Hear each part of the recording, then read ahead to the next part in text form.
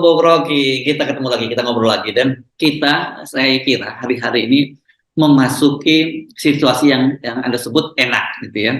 Karena semakin kacau, semakin ribut di antara elit politik, ya semakin enak buat kita dan buat rakyat, gitu ya. Dan ini juga saya kira sebagai satu kelanjutan betapa semua skenario yang disiapkan oleh Jokowi itu berantakan semua. Itu pentingnya kita mengerti bahwa seseorang yang kelabakan itu dia akan pasang semua skenario. Memasang semua skenario artinya nggak ada skenario akhirnya kan. Ya. Itu yang terjadi dalam politiking atau cawe-cawenya Jokowi. Sekarang dia dapat getahnya itu semua. Getah dari Megawati, getah dari Prabowo juga sampai sekarang belum bisa menentukan sikap karena menunggu perkembangan bagaimana penerimaan publik terhadap Gibran, getah terhadap Gibran juga tuh. Jadi semuanya kena getah terhadap iparnya ketua MK. Jadi cewek-cewek Jokowi akhirnya menghasilkan getah itu akibatnya. Iya, kan jadi ini ironis banget itu, ada seorang capres yang didukung penuh oleh Presiden Jokowi, tapi justru malah paling belakangan bisa menentukan siapa calon wakil presidennya, karena yang lain bahkan ironisnya seperti Anies yang sejak awal dihambat malah lebih duluan ingin daftar, dan besok mereka ini seolah-olah seperti show of force itu terhadap Jokowi, sama-sama mendaftar di hari yang sama ketika pembukaan pendaftaran dimulai gitu. Ya akhirnya Ganjar dan Anies satu forum anti Jokowi kira-kira begitu kan, atau forum balik dari Jokowi. Sementara Pak Prabowo yang diusulkan Jokowi itu masih nunggu juga apa yang ditunggu Pak Prabowo, tentu kecemasan publik yang beliau tunggu kan.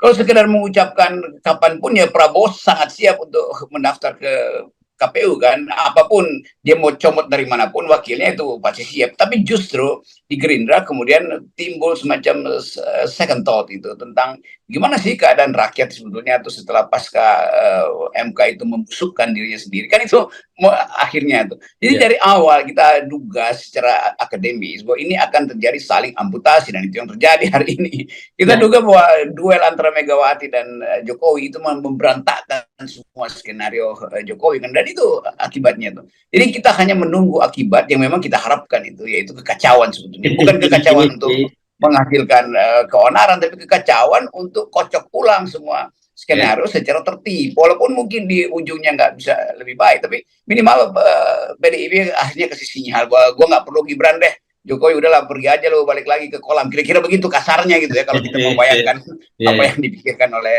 senior-senior di PDIP itu. Ya, di media sosial itu dan sudah terkonfirmasi, bukan hanya di media sosial, di media-media online juga beredar ini surat surat tidak pernah melakukan tindak pidana. Jadi syarat-syarat calon wakil presiden lah yang harus dipenuhi itu, yang membuat ini Erick Thohir dan juga Yusril Iza. Malah Yusril Iza ini termasuk SKCK-nya juga dari polisi udah lengkap gitu.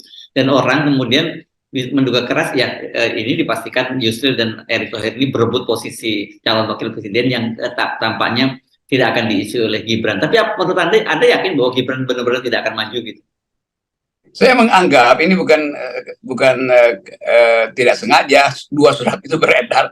Mungkin juga Gerindra menganggap coba diloloskan dulu lah, dikasih insinuasi Pak Erick atau Yusril. Jadi mungkin Pak Prabowo bilang coba dua-duanya mendaftar dulu tuh. Kan nggak mungkin juga mereka yang punya inisiatif kalau bukan dari sinyal dari Pak Prabowo. Jadi juga Gerindra akhirnya mengedarkan alternatif. Anda lebih suka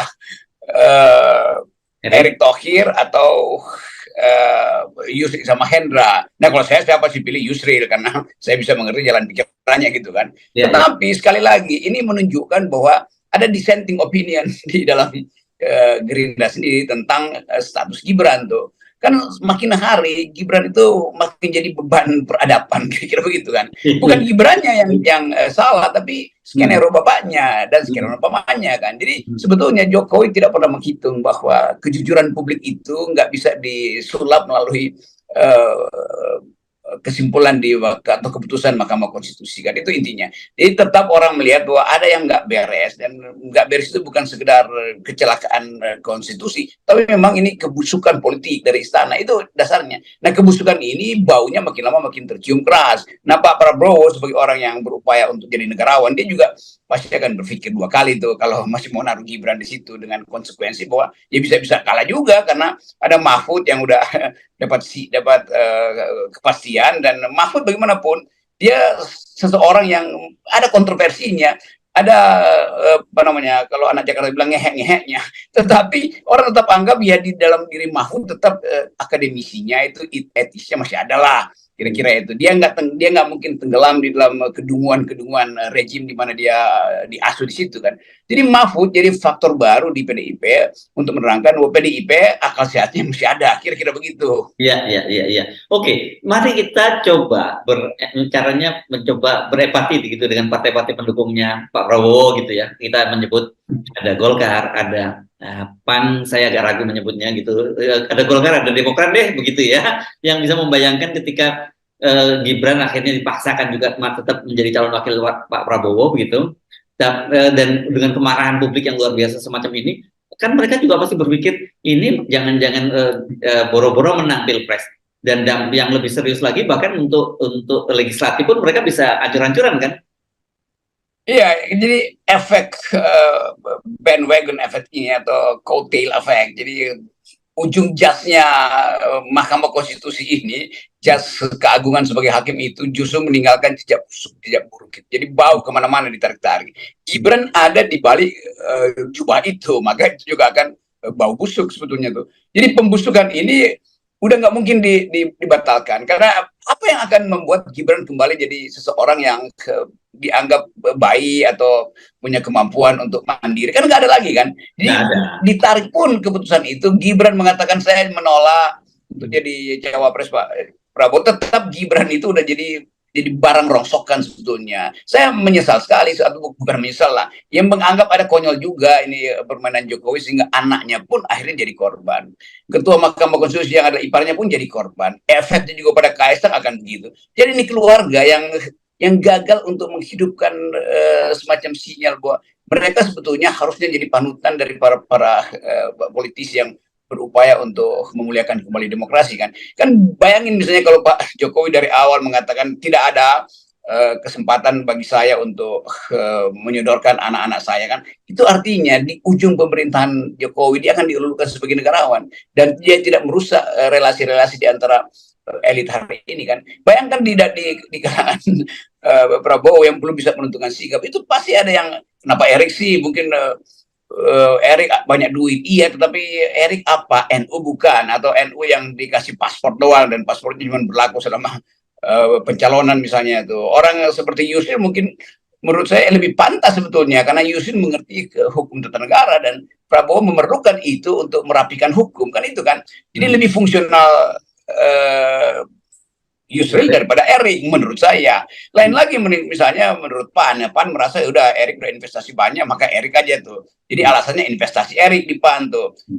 Lalu ada Golkar merasa bahwa ya Erik, tapi kebijakan-kebijakan teknisnya Erik itu sebetulnya dihasilkan oleh kemampuan koordinasi dari ketua Golkar yang adalah Menteri Koordinasi Ekonomi, yaitu Pak Erlangga kan.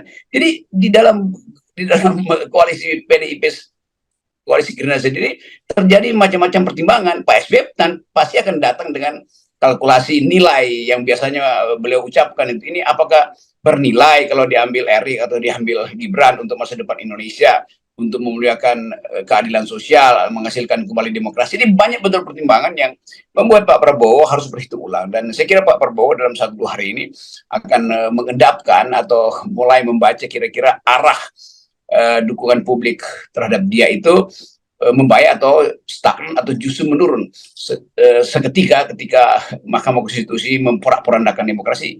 Ya, ini jadi kalau saya lihat opini yang berkembang, justru sekarang orang cenderung malah menganggap ya, yang menyedihkan, nggak menganggap lagi Pak Prabowo ini, justru malah dianggap ini pertarungannya ini antara Anies Caimin lawan Ganjar dengan Pak Mahfud gitu, karena realitasnya yang sekarang sudah bisa melengkapi pasangan keduanya gitu. Iya, untuk 2 hari ini itu orang anggap ya kalau begitu pemilu putaran kedua ya Anies sama Ganjar jadinya kan, karena ada kepastian itu. Sementara Pak Prabowo masih ragu-ragu mau ambil siapa. Nah, keraguan-raguan ini bisa menurunkan spirit perjuangan dari teman-teman Gerindra tuh. Kan akhirnya itu yang diperlukan kan. Jadi pasti kader Gerindra menunggu nih siapa nanti nih. Kan mereka akan cemburu, kok kita masih begini padahal kita yang duluan siap tuh. Kenapa Anies sudah mendaftar, kenapa Ganjar sudah mendaftar, kenapa kita belum? Kan itu juga gangguan psikologi pada kader-kader Gerindra.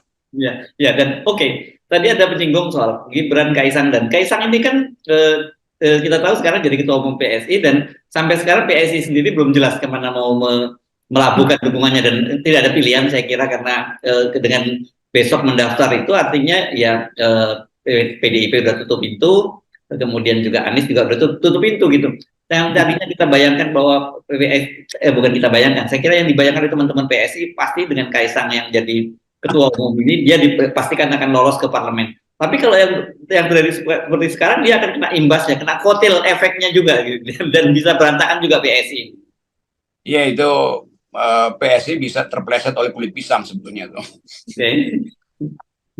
Atau mereka lagi merenung untuk cari ide baru supaya PSI itu didempetkan dengan Kaisang dan berakibat elektabilitas. Tapi kelihatan juga Kaisang akan terhisap oleh pemburukan atau pembusukan yang disebabkan oleh pamannya. Kan itu intinya kan. Jadi yang satu paket, Gibran juga mengalami decaying, demikian juga Kaisang, atau mungkin PSI harus rubah simbol partainya dari bunga mawar pergi pada kulit pisang.